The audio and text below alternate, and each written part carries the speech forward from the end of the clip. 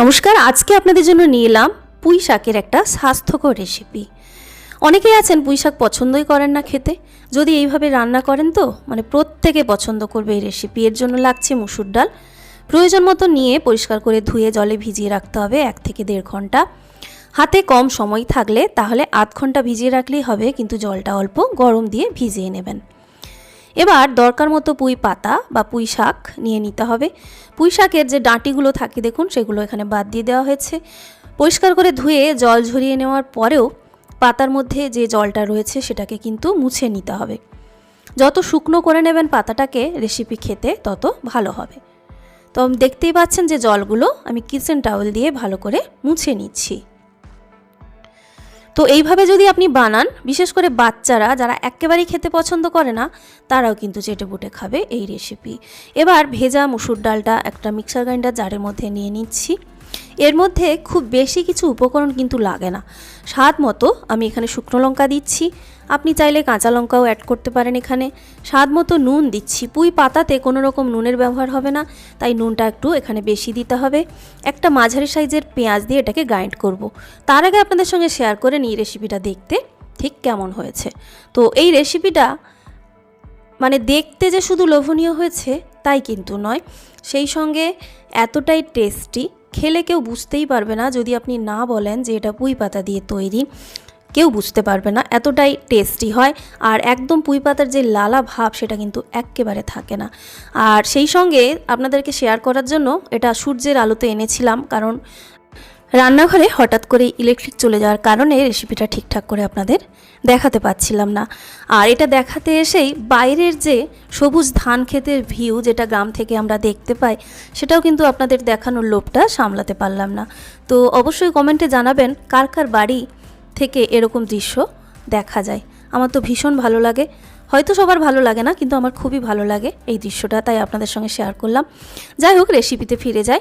এখানে দেখুন মুসুর ডালটা আমি বেটে নিয়েছি। খুব বেশি যে মিহি করতে হবে এমনটা নয়, অল্প মুসুর ডাল যদি দানা দানা থেকে যায় কোনো অসুবিধে নেই। এবার এই মুসুর ডালটাকে আমি একটা প্লেটে ট্রান্সফার করে নিচ্ছি। এখানে মুসুর ডালের পরিমাণটা কিন্তু একটু বেশি পরিমাণেই লাগবে। 1 চা চামচ মতো কালো জিরে, একটু পরিমাণ কম বেশি হলে অসুবিধা নেই। মিহি করে কুচানো কাঁচা লঙ্কা, পেঁয়াজ দিয়ে দিলাম। এবার এর মধ্যে আমি অ্যাড করছি বেসন। এখানে 2 চা চামচ বেসন দিচ্ছি। বেসনটা কিন্তু খুব বেশি দেওয়া যাবে না। তো এবার সব কিছুকে বেশ ভালো করে একসঙ্গে মিশিয়ে নিতে হবে। খুব বেশিক্ষণ ফেটানোরও কোনো প্রয়োজন নেই এই রেসিপিতে।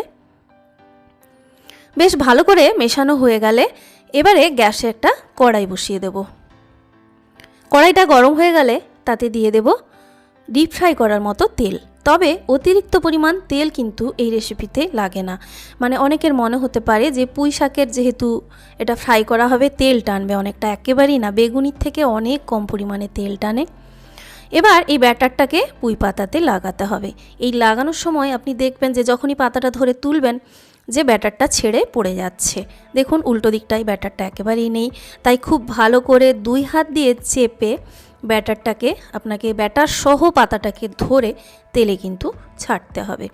আর চাইলে আপনি এটাকে ফোল্ড করতে পারেন বা এমনি খোলা অবস্থাতেও পাতাটাকে ভাজতে পারেন।